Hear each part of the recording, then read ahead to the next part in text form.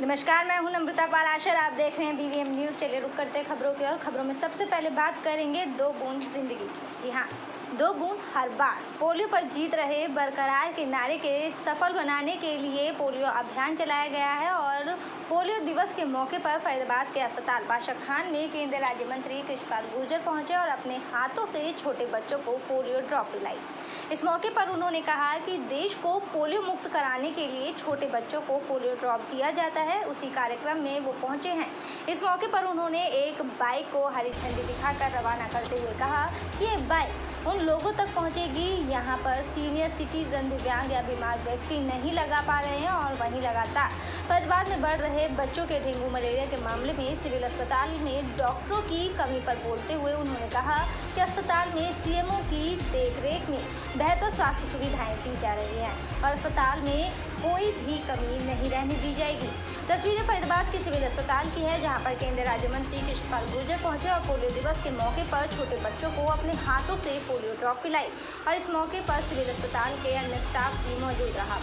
Polio दिवस के मौके पर केंद्रीय राज्य मंत्री कृष्णपाल गुर्जर ने मीडिया से बात करते हुए बताया कि पोलियो दिवस के उपलक्ष्य में अस्पताल में वो पहुंचे और अपने हाथों से उन्होंने बच्चों को पोलियो ड्रॉप। डेंगू को लेकर के तैयारी किस प्रकार से अस्पताल में? हमने हमारे अस्पताल के अंदर 12 बेड बना रखे हैं। इस समय हमारे पास 4 जने एडमिट हैं। इसके अलावा हमने प्राइवेट डॉक्टरों के साथ भी मीटिंग करी है। उन डॉक्टरों को सबको सूचित करा है कि हर चीज़ की रेट फिक्स कर दी गई है। हमने जो एलिजा टेस्ट होता है IgM और IgG उसके 600 रुपये फिक्स करे हैं। हमने जो प्लेटलेट ट्रांसफ्यूजन करते हैं उसके लिए माइक्रो यूनिट होती है उसके लिए 400 रुपये और macro unit mega single donor पर प्लेटलेट बोलते हैं जिसे, उसकी 11,000 फिक्स करी है।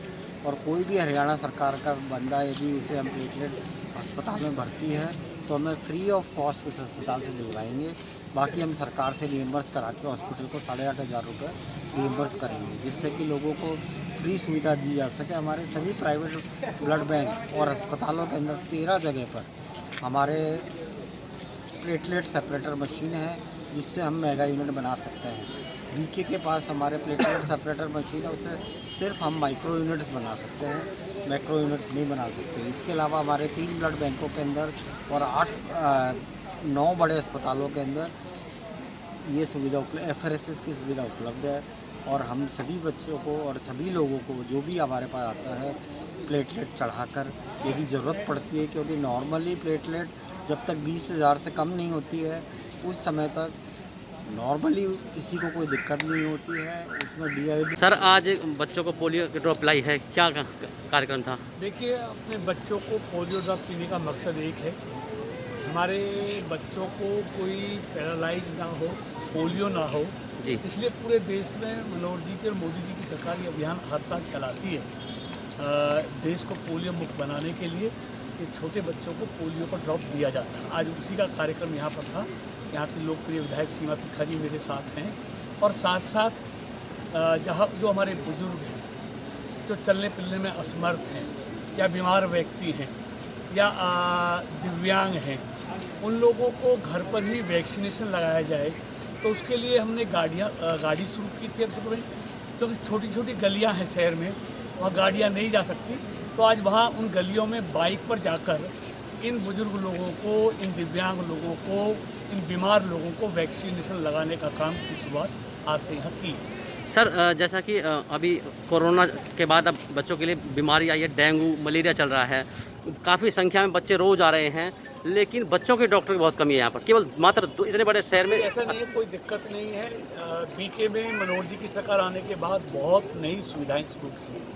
चलिए रुक करेंगे अगली खबर की ओर। पेट्रोल पर 20 पैसे और डीजल पर 25 पैसे बढ़ने से वाहन चालकों में भारी रोष बन रहा है। लगातार पेट्रोल और डीजल की बढ़ती कीमतों को आम जनता परेशान हो रही है। उन लगातार जो कीमतें बढ़ती जा रही है उससे आम जनता काफ़ी परेशान है। तस्वीरें जो आपको दिखाई दे रही हैं वो बल्लभगढ़ के पेट्रोल पंप की है, जहाँ पर पेट्रोल के दाम लगातार बढ़ने के कारण वाहन चालकों का गुस्सा फूट रहा है और बताया जा रहा है कि सरकार को सोचना चाहिए कि लोगों की परेशानी के बारे में थोड़ा विचार करना चाहिए कि लगातार जो ये कीमतें बढ़ रही हैं उनसे उनके घर का बजट बिगड़ रहा है। वहीं लोगों का कहना है कि अब गाड़ियां छोड़कर बाइक पर काम करना शुरू कर दिया है। लगातार बढ़ती कीमतों से महंगाई भी चरम सीमा पर पहुंच गई है। अब ये 100 रुपये का ले रहे हैं, बताओ।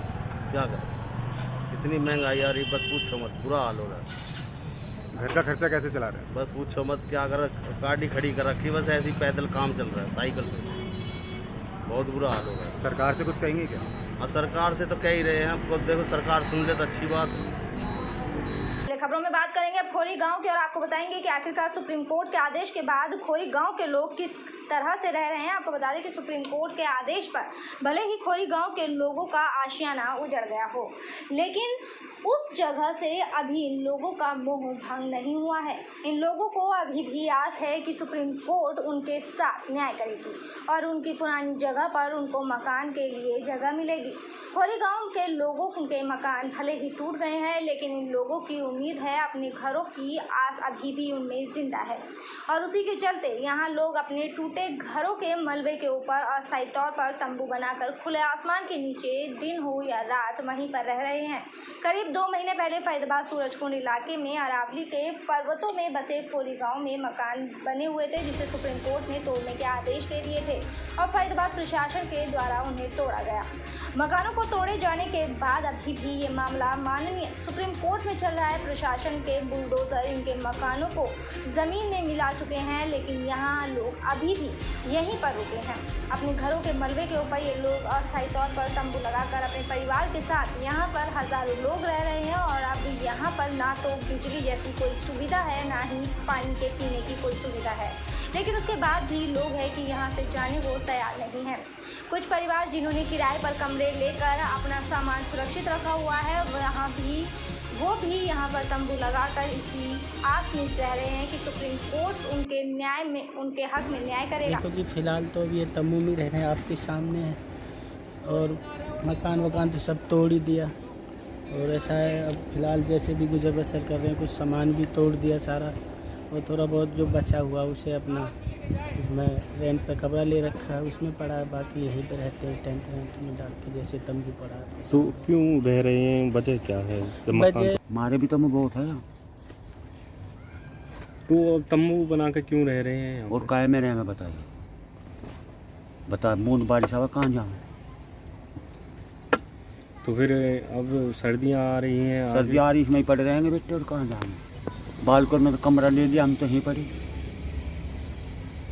55,000 से 60,000 के मांग रहे, किराए के कहाँ तक लाम है, खाने को है और कोई जगह नहीं है रहने की, और नौकरी कहीं नहीं है। 5,000 रुपये किराया है, तो कहाँ से देंगे इतना?